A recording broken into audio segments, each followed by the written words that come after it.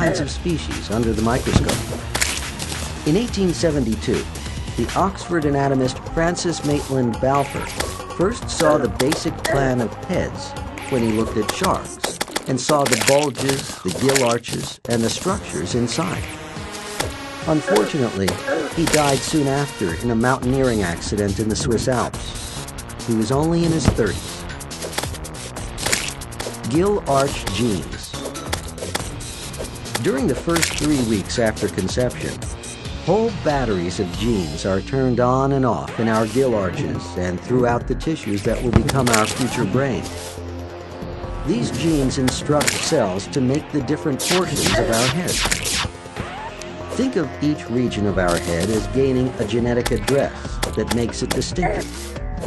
Modify this genetic address, and we can modify the kinds of structures that develop there. For example, a gene known as OTX is active in the front region, where the first gill arch forms. Behind it, toward the back of the head, a number of so-called HOX genes are active. Each gill arch has a different complement of HOX genes active in it. With this information, we can make a map of our gill arches and the constellation of genes active in making each. Now we can do experiments. Change the genetic address of one gill arch into that of another. Take a frog embryo, turn off some genes, make the genetic signal similar in the first and second arches, and you end up with a frog that has 2 jaws. A mandible develops where a hyoid bone would normally be.